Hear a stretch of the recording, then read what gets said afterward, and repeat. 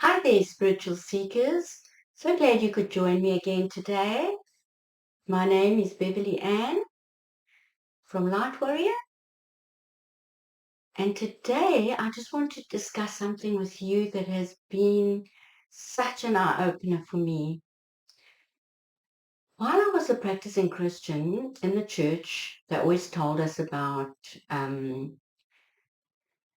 that we are the hands of God, that we are the mouthpiece of God, that we are the feet of God, that God can't do anything without us. But I had this revelation just the other day that now, as Christ is formed on the inside of us, and as we are now embodying our divinity, that is so true because we are God. But if we still under the influence of the mind or the ego, God would give us an instruction, or source would give us an instruction, but we wouldn't do it because our mind is in control. So once we have surrendered to the mind and we allow Christ consciousness to come in, and we allow God, source, divinity, to make use of this body without the mind being in control, with divinity having the driver's seat and in total control, what a mind-blowing thought that is. It's like a puppet that you had on a string, but you were totally in control of that puppet, and you told the puppet to do this and to do this and to do that. Imagine you had a puppet and you tell the puppet to go there, and the puppet says, no, I want to go there. I mean, it would be disaster, wouldn't it? So if we could see ourselves in a sense like a puppet, but being led by spirit, being led by divinity, that is so exciting because divinity, our higher selves, have the overall picture of everything.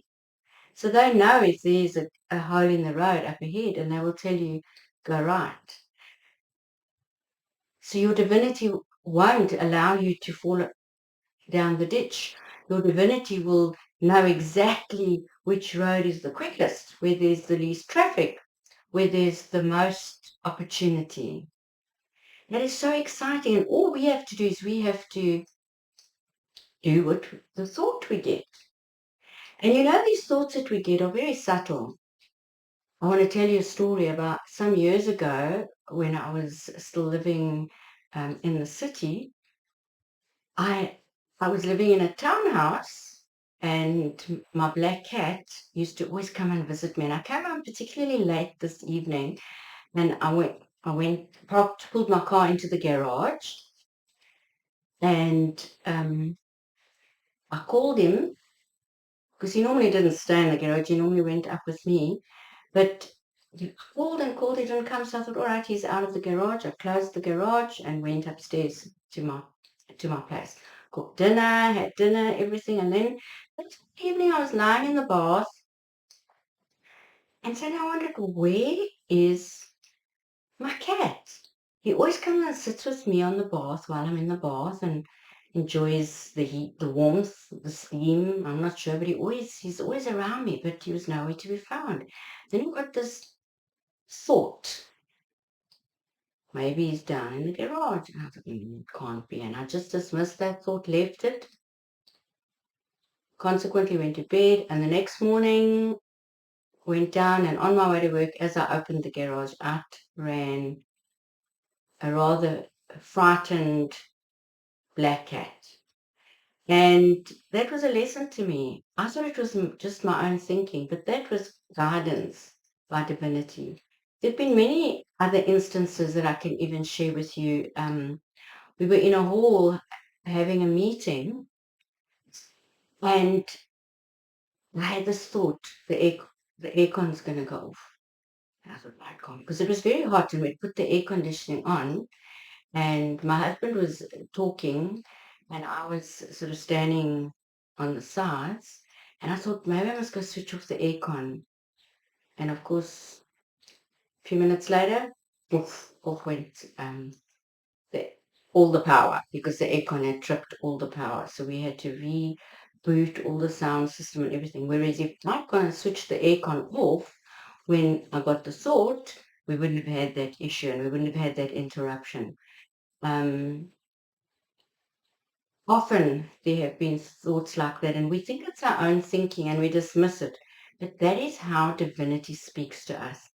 The divine, your higher self, God, the universe, whatever you want to refer to, the higher power that is in charge of your life.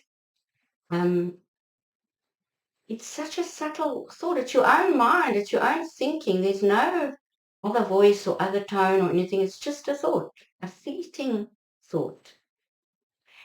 And I also once asked while I was cooking, and I said, how can I be led by the Spirit, moment by moment, day by day, step by step? And I got this thought, which I knew was from the divine, saying to me, it's like cooking. Because I was busy cooking at the time, as you're cooking and you're stirring and you're tasting, a little more salt.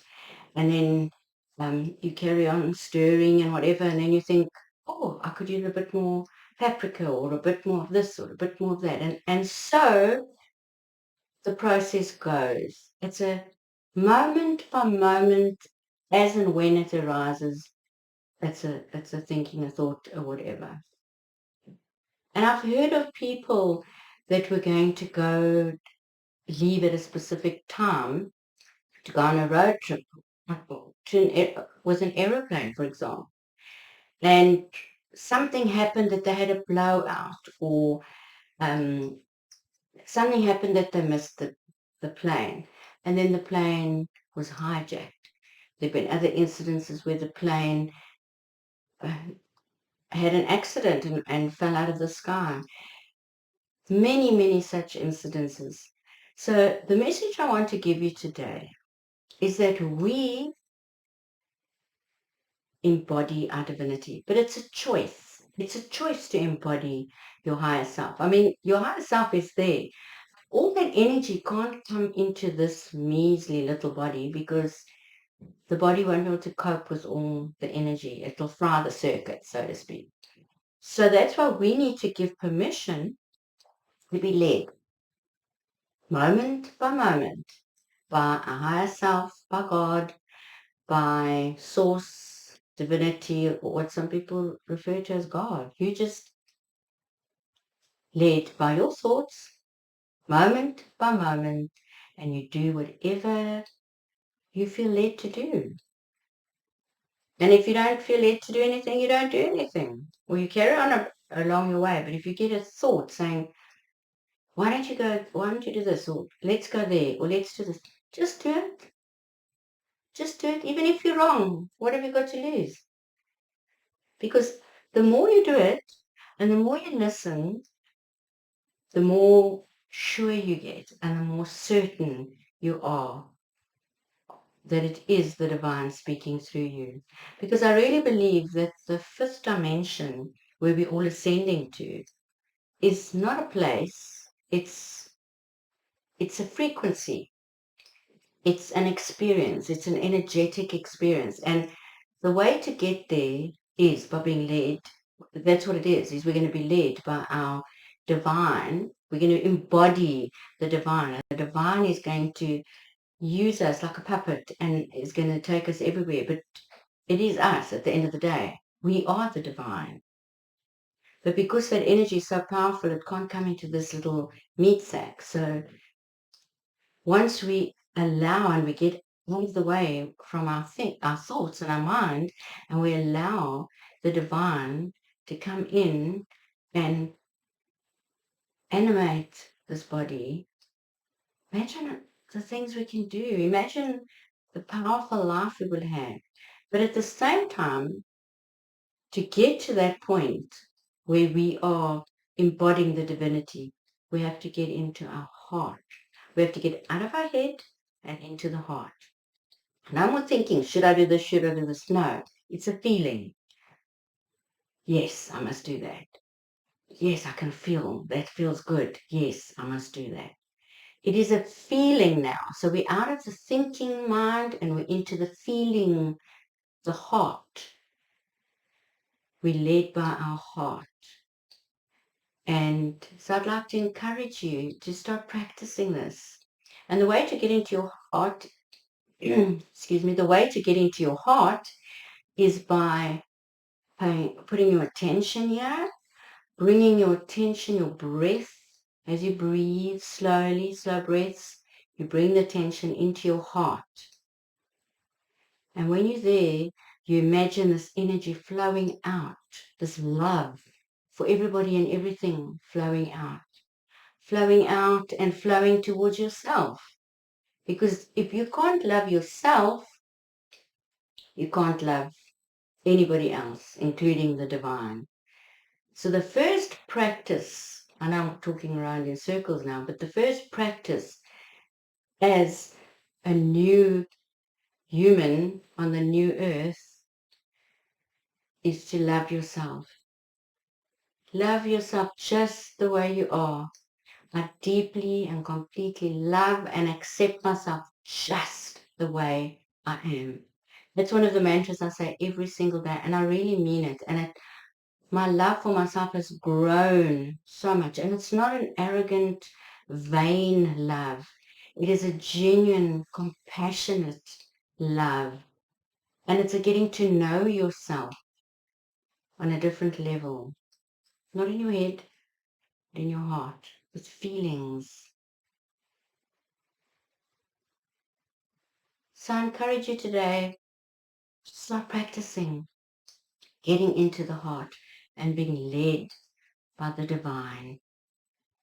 Because that's what us as new humans are. That's how we're going to be living. It's very exciting. It's so exciting. And I know that my mission is to help others remember who they are, to remember that the divine is already on the inside of them. But the divine doesn't have access because our minds are in the way. And the only way that the divine can have access to live through us, the powerful life, manifesting things, is if we, the mind, steps out of the way and we get into our heart and we go by feeling. It's really, really exciting. So that's from me today. And I hope that you guys were encouraged by that. And please subscribe to my channel. And I will leave the links of my website below. Perhaps I can assist you. I do meditation. I have a coach on call where I can assist a person with a once-off coaching if they need. I'm a quantum healer. And of course I do DNA activation and light code activations. And I assist people to embody their divinity. It's a remembering who we are, remembering that we are the divine. Thank you. Thank you for joining me today with Divine Light.